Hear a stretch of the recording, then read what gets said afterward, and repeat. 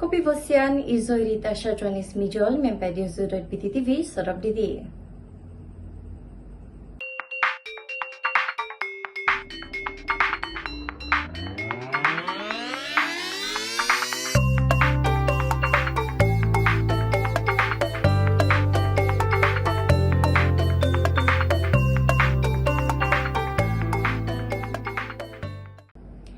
Penghantaran pertama vaksin COVID-19 selamat tiba di Kota Kinabalu.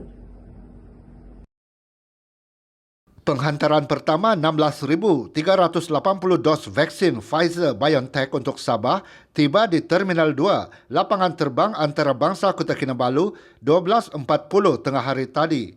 Vaksin berkenaan dibawa menggunakan penerbangan Raya Airways RMY 314 yang bertolak dari lapangan terbang Sultan Abdul Aziz Shah Subang pada 10.30 pagi.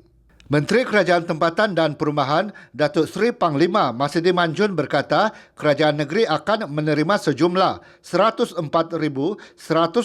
dos vaksin Pfizer-BioNTech secara berperingkat melalui 6 kumpulan bagi fasa pertama bermula hari ini. Ada di sini untuk menerima secara rasminya vaksin yang diterbangkan daripada Kuala Lumpur.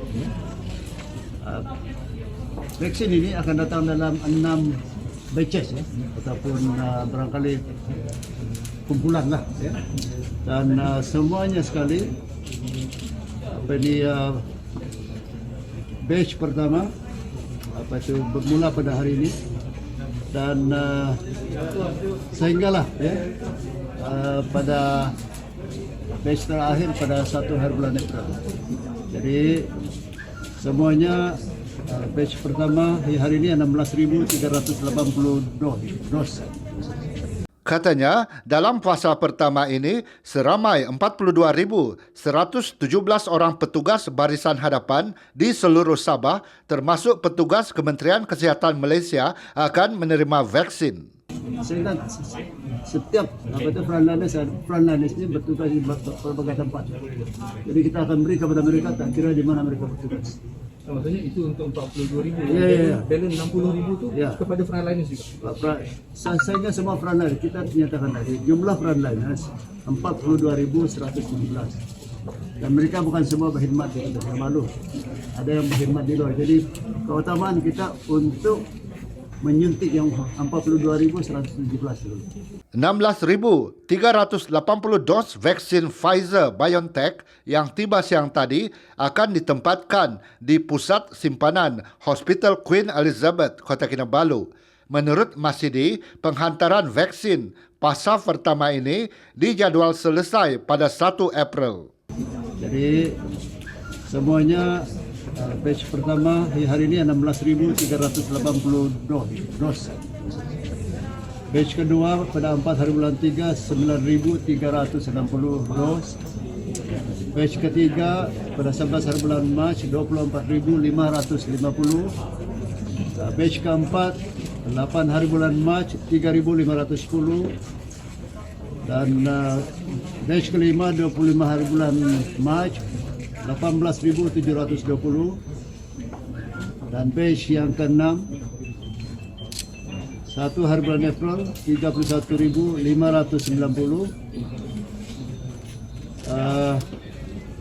Itulah sehinggalah batch terusnya sehinggalah semua yang dosis yang cukup dihantar ke Sabah. Menurutnya, program imunisasi COVID-19 di Sabah akan dilakukan sehingga hampir 4 juta rakyat Sabah menerima vaksin.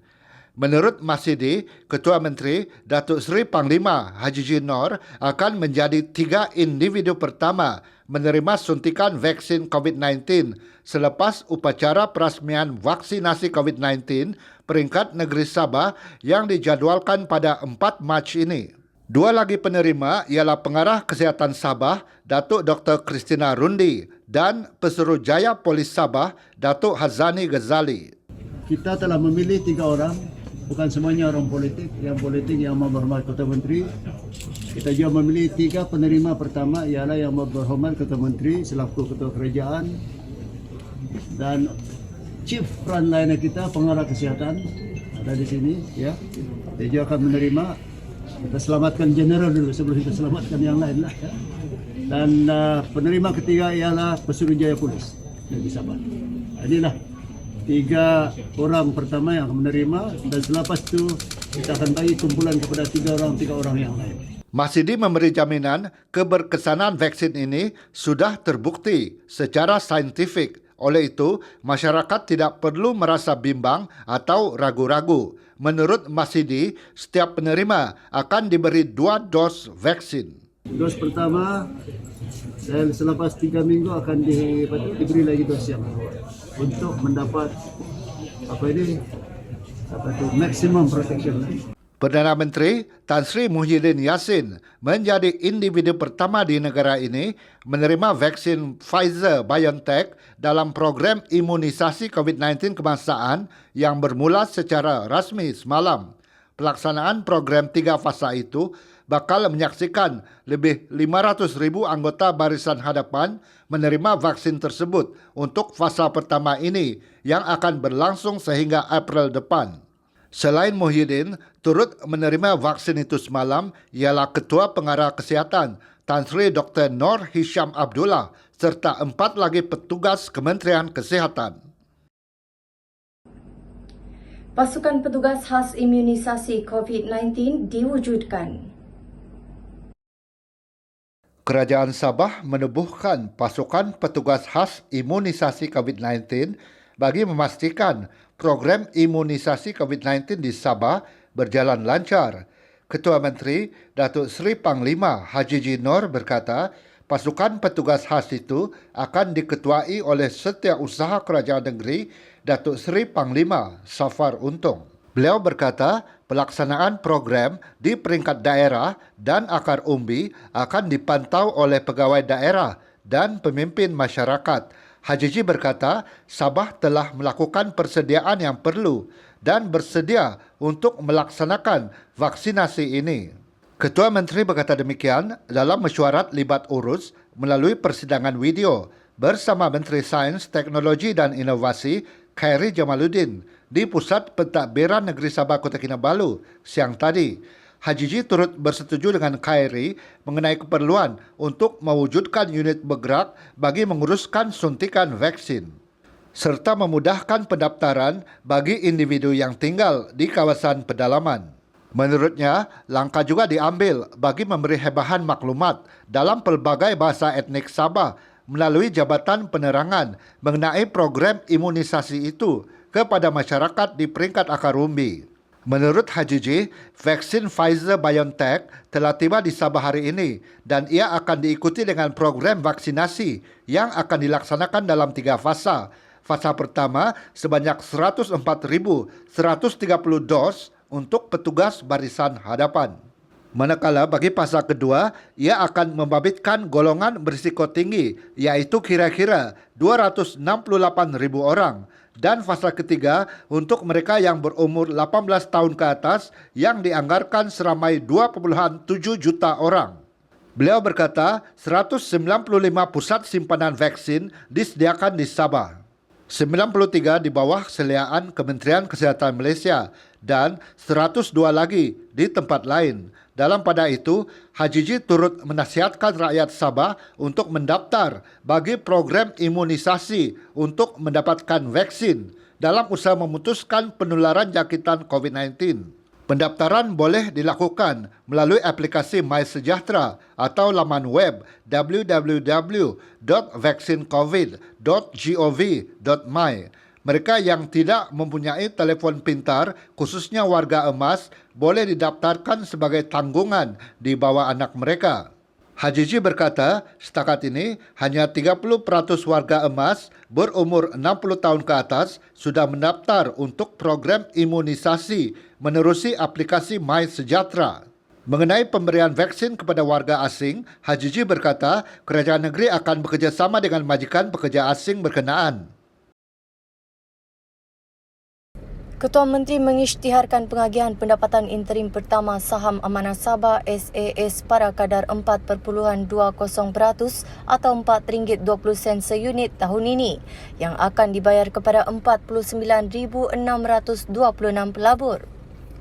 Hajiji yang juga Menteri Kewangan berkata SAS berjaya memperoleh pendapatan bersih RM52.98 juta setakat 22 Februari. Beliau berkata demikian dalam satu kenyataan selepas mendengar taklimat dari Saham Sabah Berhad mengenai prestasi dan pencapaian SAS di pejabatnya siang tadi. Taklimat itu diberikan dalam kunjungan hormat Saham Sabah Berhad yang diketuai oleh Timbalan Pengerusinya Luvita Koisun. Kira-kira 98.17% pendapatan SAS diperoleh daripada pelaburan dalam pasaran saham, manakala 1.43% daripada penerimaan dividen dan 0.40% dari pasaran kewangan. Sejak beroperasi selama 26 tahun, SAS telah mengagikan pendapatan tunai sebanyak 23 kali. Ia membabitkan pembayaran berjumlah RM694,641,626 atau 94.77 sen seunit. Hajiji berkata walaupun pasaran saham global kini tidak menentu akibat pandemik COVID-19, kerajaan gembira dapat memberi pulangan kepada pemegang unit SAS. Prestasi memberangsangkan ini kerana pengurusan kewangan yang berhemah dan menggunakan strategi pelaburan yang tepat. Agen bantuan bakul makanan dijangka selesai awal Mac ini. Agihan bantuan bakul makanan di Sabah dijangka selesai menjelang hujung bulan ini atau selewat-lewatnya pada minggu pertama bulan Mac. Menteri Pembangunan Masyarakat dan Kesejahteraan Rakyat Sabah, Syahelmi Yahya berkata, pihaknya menyasarkan sekurang-kurangnya sebanyak 320,000 bantuan bakul dapat diagihkan dalam tempoh terdekat. Sehingga semalam, lebih 181,000 bakul makanan telah diagihkan kepada golongan sasar di negeri ini. Menurut Syahelmi, agihan bakul makanan di seluruh daerah di negeri Sabah sedang giat dijalankan di mana majoriti agihan bakul makanan tertumpu kepada kumpulan B40. Beliau berkata demikian selepas majlis penyerahan bantuan bakul makanan di Kampung Kepimpinan Putatan semalam.